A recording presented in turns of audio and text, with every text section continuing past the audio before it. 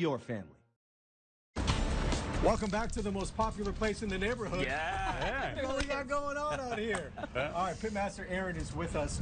You're so good at this, explaining everything. First of all, I've got grill envy happening I here. do, too. I do too. I'm with you. This thing is amazing. Is this what you're talking about? This guy right here. How can we get one of these? But you were telling Laura that not everybody's going to have one of these amazing, pits at home. So what if you don't? You just got, a regular old grill, yeah?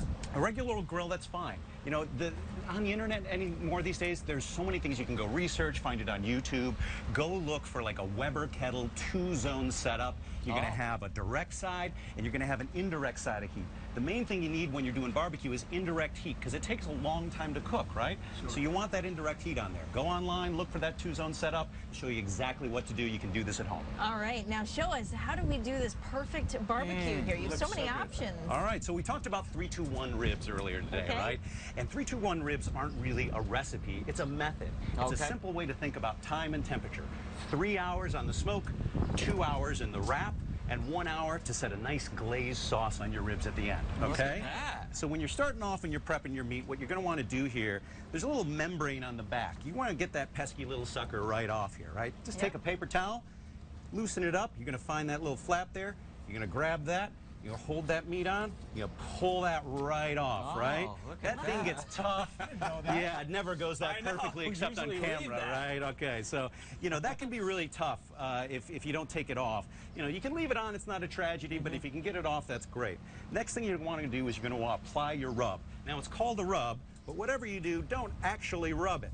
Nice little application, press it into the meat. If you rub it, it just goes all over the place, right? Was this some of the dust? Yeah, this is the Memphis dust. This is the Memphis dust. You need a prescription for that?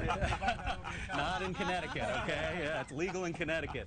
So all you want to do, get that on there nice and light, press that in there. You're going to want to leave that and let it sweat for about 30 minutes to an hour. Wow. Once it's done that, it's going to look like this. Nice and shiny, glazed, and red. That red color really comes from the paprika and the rub. That's what gives it that nice, deep red hue, okay? Sweet. So once you're at that point, you're ready to put this into the smoker, okay? Right. Let's go. Do it. All right. All right. Let's open up this bad boy. Here we go. All right. So we're going to put those ribs right in the smoker. This is where about 3 hours in here. You don't need to do much to them, okay? Just leave them there for about 3 hours, check on them, and come back. After about 3 hours, this is what they're going to look like. Woo. Nice and barked up, right? I might be checking to see if the neighbors are in there 3 hours, you know what I mean?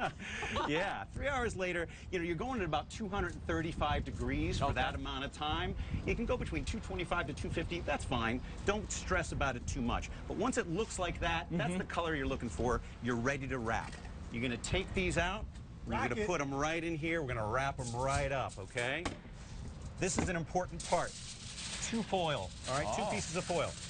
This is how they get tender, all right? This is where you get those nice fall-off-the-bone ribs that everybody at home loves, You're really sharing all the secrets. I know, but this is easy. This is not hard to do, guys. Barbecue is not rocket science, right? You want to get all the air out of there, all right? That helps preserve that nice bark. Then they're ready. Go back on the smoker for 2 hours, all right? After 2 hours, here's what's going to happen. They're going to look a little bit like this. Okay. The ribs start to pull back from the bone, right? Here's what you want to look for. This is the key. Are they tender? Are they ready? Are they cracking? If they start to crack like that, that means they're really ready for the next phase. They're tender, okay? Let them vent a little while. Let them sit in there. You're going to take this. You're going to sauce them up, okay? Put them right in there. This is the next phase? This is the next phase. This is 1, all right? That's after 2 hours in the wrap. A little bit of sauce. Just get it on there. There we go. There you go, right. Keep it right on. Pitmaster Aaron Borst Put it showing right back in there. Best technique here. Wow, this looks delicious. And this is the finished product right there. Thank you so much. I can hear people at home writing their notes down. Thanks so much for coming by. No, absolutely. My pleasure. Great job. My pleasure, too. Thank you so much. Great meeting you. Our destination location on the other side of the break. Stay with us. We're going to his house after.